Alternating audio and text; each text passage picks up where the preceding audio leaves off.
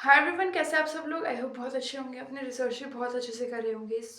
Crude oils की बात करते हैं आज। केएसएम की ऑलरेडी मैं बात कर चुकी हूँ एंड जैसा कि आपको पता है केएसएम की स्टार्टिंग में ही क्रूड ऑयल बार बार आ रहा था। सो आई थॉट थोड़ा सा डिस्कस कर लेंगे क्रूड ऑयल को भी।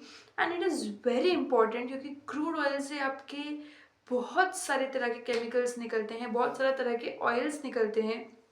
पेट्रोल, डीजल, ये तो आप जानते ही हो। थोड़ा सा क्रूड ऑयल को भी स्टडी कर लेंगे ताकि हमको उसकी भी सप्लाई चेन एंड प्रोसेस थोड़ा सा समझ में आ जाए। क्योंकि आगे चल के मैं एक बहुत ही इंटरेस्टिंग काइंड ऑफ प्रोडक्ट लेके आने वाली हूँ जो कि क्रूड ऑयल से निकलता है। एंड उसको भी हम डिस्कस करेंगे, उस पर्टिकुलर प्रोडक्ट को। एंड क्योंकि उसका डिमांड बहुत है, क्योंकि वो एक काइंड ऑफ एक प्रॉक्सी प्रोडक्ट है, उसके रिगार्डिंग भी हम बात करेंगे एंड कंपनीज फाइंड करेंगे अगेन। राइट। या क्रूड ऑयल को डिस्कस करना काफ़ी इंपॉर्टेंट है। कैसे में तो हमने जाना ही था कि कैसे क्रूड ऑयल से काफ़ी सारे केमिकल्स निकलते हैं, बेस केमिकल्स की हमने बात करी थी। वो कैसे इंपॉर्टेंस प्ले करते हैं in making of a KSM. Right. Pharma आप जानते ही हो कितना इम्पॉर्टेंट सेक्टर है, कितना क्रिटिकल सेक्टर है, कितना लाइफ सेविंग सेक्टर है, बहुत ही फ्रजाइल सेक्टर है। उसमें जब क्रूड ऑयल का इतना यूज़ है तो उसके अलावा भी हमारी लाइफ में कई सारे ऐसे चीज़ें हैं जहाँ पर उस ऑयल का सेम यूज़ बहुत ज़्यादा होता है। वो सभी हमको समझ में आ जाएगा। राइट। क्रूड ऑयल, पहली बात तो आता कहाँ से है वो देख लेते हैं। इफ़ आपने देखा होगा कि बड़े बड़े माइंस होते हैं जहाँ पे बहुत हैवी डिगिंग होती है ज़मीन में, एंड वहाँ से कई बार ऑयल्स निकाले जाते हैं। एंड मेजरली क्रूड ऑयल कहाँ से निकलता है? ओशियन से।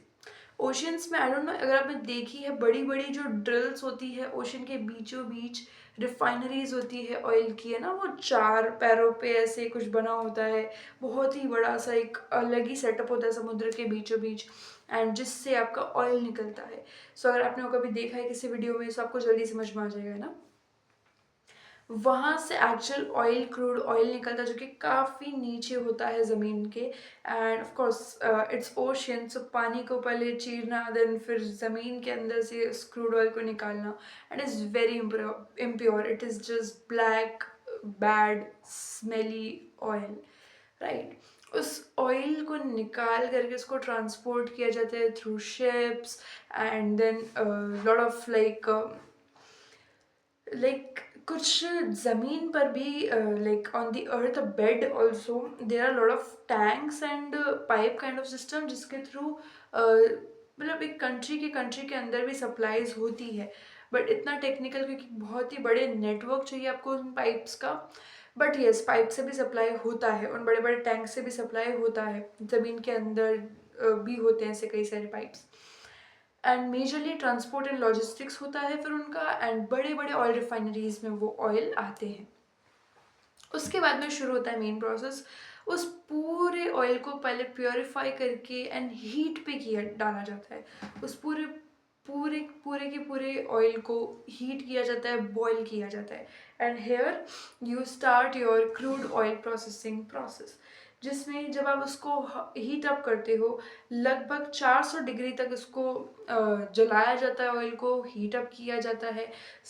आपका काफ़ी सारा जो लाइटेस्ट ऑयल होता है वो ऊपर तैरता रहता है, एंड जो एकदम गाढ़ा एंड जो हार्ड फॉर्मेट में ऑयल है वो धीरे धीरे नीचे बैठता रहता है ना, मतलब सेग्रीगेट हो जाता है सारा का सारा। आप एकदम टफ मटेरियल सारे नीचे रह जाते हैं एंड लाइटेस्ट ऑफ ऑयल ऊपर जाता रहता है, एंड ऊपर रहती है कुछ गैसेस। राइट। मेजरली आपको इसमें से कुछ फ्यूल ऑयल्स मिलेंगे, एंड उसके बाद में मिलेंगे कुछ केमिकल्स जो कि आपके गैस में से होंगे, फ्यूल ऑयल्स होंगे।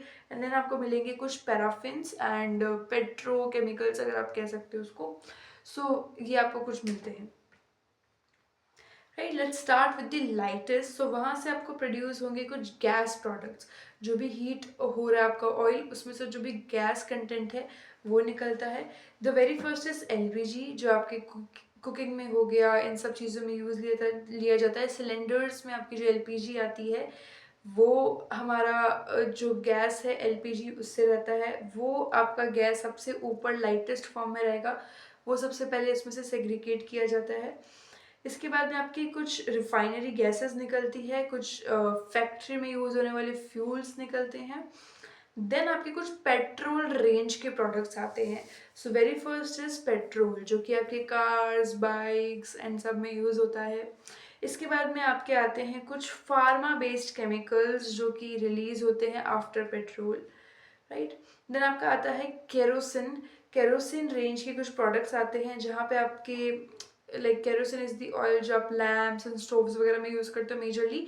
सो केरोसिन फिर निकलता है। एंड देन एविएशन यानी कि हमारे जो प्लेन्स वगैरह में यूज़ होने वाले ऑयल्स हैं या फिर जो भी गैसेस है वो निकलती है। डीजल, उस पर्टिकुलर का जो फ्यूल है वो निकलता है। उसके बाद में आते हैं आपके डीजल, यानी कि ट्रक्स और बसेस में, कार्स में यूज होने वाला जो डीजल है वो निकलता है यहाँ से। उसके बाद में आपको थोड़ा सा लाइट गैस ऑयल निकलता है जो कि फैक्ट्रीज में यूज होता है, इंडस्ट्रियल पर्पस से यूज होता है। ओके। फिर आपके आते हैं हैवी ऑयल प्रोडक्ट्स, यानी कि फर्नेंस ऑयल आपका आ गया जो कि आपके बड़े बड़े फैक्ट्रीज के बॉयलर्स वगैरह में यूज़ होता है, वो ऑयल आपका सेग्रीगेट होता है। फिर आता है आपका लुब्रिकेटिंग ऑयल जो कि आपके बड़े बड़े मशीनरीज को चलाने के लिए, लुब्रिकेट करने के लिए उनको यूज़ किया जाता है। एंड योर ऑटोमोबाइल्स हो गए, इंजन्स हो गए, उनके लिए यूज़ किया जाता है उसको। फिर आपका आते हैं पैराफिन वैक्स जो कि आपके एकदम वैक्स कंटेंट होता है, बहुत ही हार्ड ऑयल, स्टिफ ऑयल होता है जिसको यूज़ किया जाता है मेजरली कैंडल्स बनाने के लिए। एंड कई सारी वैक्स का जो भी यूज़ हो सकता है उन इंडस्ट्रीज में उसको भेजा जाता है। फिर आपके बचते हैं कुछ रेजिड्यू, मतलब कि फालतू की जो चीज़ें बच गई जिनका कोई खास यूज़ नहीं है, तो उसमें से एक सबसे पहले आता है आपका बिटुमिन। बिटुमिन का यूज़ होता है आपकी सड़कें बनाने के लिए। If you know the black content, जिसको डामर भी बोला जाता है, तो वो आपका पूरा का पूरा बिछाया जाता है सड़कों पर। And that is the last content which you get, the black and very like odourful content, जो कि काफ़ी of course that doesn't smell good. And उसको आपका पूरी रोड्स वगैरह बनाने के लिए यूज़ किया जाता है। लास्ट में आपका बचता है कुछ पेट्रोलियम केक्स जिनका यूज़ होता है सीमेंट इंडस्ट्री में कुछ हद तक। तो ये आपके कुछ कंटेंट्स है जो कि आपके निकलते हैं फ्रॉम योर ऑयल। ऑयल को गर्म करने से कुछ गैस प्रोडक्ट्स हमने देखे, पेट्रोल रेंज के कुछ प्रोडक्ट्स है, देन आपके केरोसिन रेंज के प्रोडक्ट्स है, डीजल है, हैवी ऑयल्स है, फिर आपके रेजिड्यू है। उसमें से आपका बीच में जो पेट्रोकेमिकल का जो भी स्टॉक निकलता है, पेट्रोकेमिकल का जो भी बेस निकल रहा है, फार्मा का जो भी बेस निकल रहा है, वो आपके बेंजाइन, जिलिन, एथिलीन, प्रोपिलीन, ऐसे करके कई सारे केमिकल्स है जो कि निकलते हैं। एंड यहाँ पर आप ये सारे केमिकल्स का यूज होता है प्लास्टिक्स, केमिकल्स, केएसएम्स, एपीआई बनाने में, जिसको हम ऑलरेडी केएसएम में डिस्कस कर चुके थे। तो आपको अभी वो क्योंकि पता है आपको सप्लाई चेन, तो आपको ये इजीली समझ में आ जाएगा, राइट। सो पेट्रोकेमिकल्स के लिए, पेट्रोकेमिकल्स के थ्रू ये सारे कुछ केमिकल्स निकलते हैं। Of course they get purify and lot of things, lot of purification, filtration process is done there, and उसके बाद में they are ready to be in part of KSM, right. So yeah, this is the complete chain of crude oil. अब crude oil की कहानी क्या है ना, ये crude oil is very very very important. Crude oil अगर नहीं होगा तो दुनिया एक तरह से देखा जाए तो रुक जाएगी। आपका फार्मास्यूटिकल बनना बंद हो जाएगा, आपकी गैसेस बननी बंद हो जाएगी, इलेक्ट्रिसिटी में काफ़ी हद तक यूज़ है, इलेक्ट्रिसिटी बननी बंद हो जाएगी। इसके अलावा आपकी गाड़ी वगैरह रुक जाएंगे, कुछ नहीं चलेंगे। एंड मेजर मेजर अगर आप देखोगे तो आपके केमिकल्स बनने का जो प्रोसेस है वो बहुत ही ज़्यादा इफेक्ट होगा, वो पूरा का पूरा रुक जाएगा। एंड जो बड़ी बड़ी मशीन्स बन रही है, जो बड़ी बड़ी मशीन्स चल रही है, उनमें जो ऑयल की ज़रूरत है वो सब कुछ रुक जाएगा। एंड ये सब के चलते हुए आपके overall economic condition of any country will be very much affected, right. So crude oil आपको हर कंट्री में नहीं मिलेगा, ये भी आपको जानने की ज़रूरत है। अब थोड़ा सा अगेन चाइना एंड इंडिया वाले फैक्टर पे आ जाते हैं, क्योंकि हमने वो फार्मा में भी डिस्कस किया, सॉरी केस में भी डिस्कस किया, फार्मा में हम डिस्कस कर ही रहे हैं। ये भी थोड़ा सा फार्मा वाले पर्सपेक्टिव से एंड क्रूड ऑयल दोनों के पर्सपेक्टिव से मैं आपको इसको बता दूंगी। So the scene is again, अगर आपने केएसएम वाला वीडियो देखा होगा तो आपको पता होगा कि कैसे 3 मेजर प्रॉब्लम जो है इंडिया फेस करता है एंड चाइना उसमें अच्छा है, electricity, environment and water waste वगैरह। सो इन पर्सपेक्टिव से सेम क्रूड ऑयल में भी प्रॉब्लम आता है कि यहाँ पर भी चाइना जो है राज कर रहा है। द थिंग इज, चाइना ने पूरी सप्लाई चेन को, पूरे पूरे दुनिया की सप्लाई चेन को काफ़ी हद तक अपने कंट्रोल में रखा है। The only thing which China works on is कि सस्ता बेचो, एंड जब आप सस्ता बेचोगे दुनिया झक मार के तुम्हारे पास में आएगी। This is the main concept of China जिस पे चाइना काम करता है। द क्रूड ऑयल जो है, क्रूड ऑयल आपका पहली बात तो हर कंट्री से नहीं मिलता है स्पेसिफिक आपका, क्योंकि वो हमें नेचर से मिलेगा, धरती से मिलेगा, ज़मीन के कई अंदर किलोमीटर अंदर, कई मील्स अंदर आपको मिलता है। सो आपका मेजर सप्लाई पूरे दुनिया में कौन करता है? रशिया, इराक एंड मेजरली कुछ गल्फ कंट्रीज आपका सप्लाई करते हैं ऑयल का, क्रूड ऑयल का। एंड क्रूड ऑयल का सप्लाई होने के बाद में, of course supply is really really a big task in itself. अब जिस भी कंट्री में वो जा रहा है प्रोसेस उनका, बट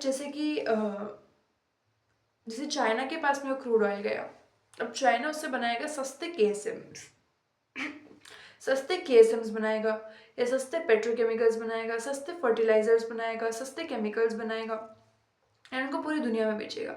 तो ऑटोमेटिकली जिनके लिए वो रिसोर्सेज, क्योंकि चाइना के पास में रिसोर्सेज बहुत ही सस्ते हैं, उनके पास में steam, power, electricity, labour, production का एरिया, एनवायरमेंटल के प्रॉब्लम, रेगुलेशंस, ये सब में चाइना थोड़ा बहुत प्रोटेक्टेड है। सबसे ज़्यादा है कि उनके पास में रिसोर्सेज बहुत ज़्यादा है, एंड इस वजह से चाइना की जो प्रोडक्शन लेवल है वो काफ़ी अच्छे से होता है, मतलब कि काफ़ी एफिशिएंट तरीके से होता है, सस्ते से सस्ता होता है। चाइना टोटली वॉल्यूम का खेल है, मतलब वो भले एक चीज़ पे सिर्फ 10 रुपये कमा रहे, लेकिन वो उसको 1 करोड़ लोगों को बेचेंगे, तो ऑटोमेटिकली वहाँ पे वो बड़ा पैसा बना लेते हैं। एंड वो इतना कंपटीशन करते हैं प्राइस पर, वो एक बार में इतना प्राइस ड्रॉप करेंगे, भले वो खुद लॉस में है, बट खुद का वो जो है ना औहदा मेंटेन करने के लिए वो अपना प्राइस इतना ड्रॉप कर देंगे कि अगले को, मान लो 50 है, चाइना अभी तक 50 से बेच रहा है, अगला भी 50 पे आ गया, कंपटीशन आ गया ना, चाइना 50 से 20 पे ले आएगा, भले उसकी कॉस्ट 40 रुपये है, भले उसकी कॉस्ट 30 रुपये है, बट द रीज़न इज़ कि उन्होंने इतना उससे पहले कमा लिया कि उसको कॉस्ट को झेल सकते हैं, या फिर उनको पता है ऑफकोर्स, क्योंकि अगर उन्होंने 20 कर दिया, अगला उसको 50 से 20 नहीं कर सकता। वो क्या करेंगे ना, जैसे ही अगला थोड़ा डाउन करेगा वापस अपने प्राइसेस को बढ़ा देंगे, सो उससे अगेन अपना जो है उसका कॉस्ट निकाल लेंगे, वापस उससे अर्निंग कर लेंगे, right. So this is how China play. China का सिंपल सिंपल एक ही मोटिव है कि सबको सस्ता बेचो, जितना सस्ता हो सकता है उतना सस्ता बेचो। तो यहाँ पर ऑटोमेटिकली चाइना इंडिया से काफ़ी आगे हो जाता है क्रूड ऑयल के मामले में भी, एंड क्योंकि क्रूड ऑयल से आपका केएसएम के मटेरियल्स बन रहे, केएसएम के भी रॉ मटेरियल्स बन रहे, तो ऑटोमेटिकली वो सस्ता बनता है, क्योंकि चाइना का क्रूड ऑयल का प्रोसेसिंग जो है वो काफ़ी सस्ता है इंडिया से, एंड वहाँ इंडिया ऑटोमेटिकली हार जाता है, एंड इंडिया को वहाँ से चाइना से अपने केएसएम्स को ख़रीदना होता है, राइट। सो या, एंड इंडिया अगर आप देखोगे तो इंडिया डोमेस्टिकली खुद से सिर्फ 15 से 18% प्रोड्यूस करता है क्रूड ऑयल, एंड बाकी का बाकी 80 to 85% ऑलमोस्ट पूरा का पूरा इम्पोर्ट करते हैं, एंड इम्पोर्ट मेजरली रशिया करता है। रशिया इज द लाइक अभी तो स्ट्रॉन्गेस्ट कंट्रीज में से एक है, right. If you know ONGC and lot of companies जो कि आपका इंडिया में देखती है oil refining, HPCL, BPCL and all the companies, Indian oil of course.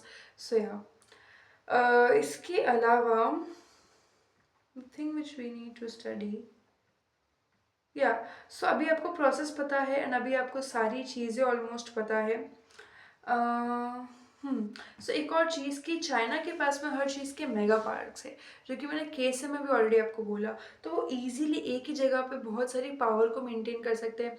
अगर मान लो इंडिया के पास में एक टाइप से पावर जो कॉस्ट कटिंग की जो स्ट्रेंथ है वो आ भी जाती है, तो कहीं ना इन चीज़ों में फेल हो जाएंगे। अब चाइना का ना वो समझो मेगा पार्क्स इनके पास में होते हैं, एक ही जगह पे पूरा ऑयल रिफाइनिंग होगा, 200 से 300 कंपनीज एक ही जगह पे पूरा का पूरा रिफाइनिंग करेगी, तो उससे क्या होगा ना कि इलेक्ट्रिसिटी जो भी बनाई उनको उसी एरिया में पास ऑन करनी है। वो ऐसा नहीं है कि आपको कंट्री के किसी दूसरे छोर तक इलेक्ट्रिसिटी पहुंचानी है, या फिर वहाँ पे दोबारा डेवलप करनी है इस इलेक्ट्रिसिटी को, सो ऑटोमेटिकली वहाँ पे काफ़ी कॉस्ट बचता है, एंड ये छोटी छोटी कॉस्ट बचाकर चाइना काफ़ी हद तक अपने प्रोडक्ट्स को या जो भी वो कुछ बना रहे हो उसको बहुत ही चीपेस्ट प्राइस पे ले आता है।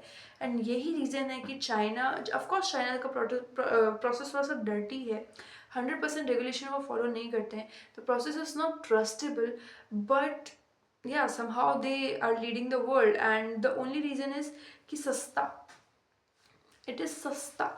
एंड सस्ते को पूरी दुनिया मतलब एक तो स्केल बहुत बड़ा है, ये एक और मतलब मेन रीज़न है कि चाइना में इतनी कैपेबिलिटी है कि वो पूरी दुनिया के ऑलमोस्ट सारे सप्लाई को फुलफिल कर सकता है, सॉरी डिमांड को फुलफिल कर सकता है। उनकी सप्लाई इतनी बड़ी होती है, अगर सिर्फ इंडिया पे कल को बाहर आ जाए तो इंडिया पूरी दुनिया की थोड़ी ना कर सकता है, वो अपनी खुद की कर पाए एंड देन एक्सपोर्ट कर पाए, that is enough in itself. So वो एक सबसे बड़ा रीज़न है, अगेन स्केल एंड आपके प्राइस को लेकर जो है चाइना सबसे आगे चल रहा है, राइट।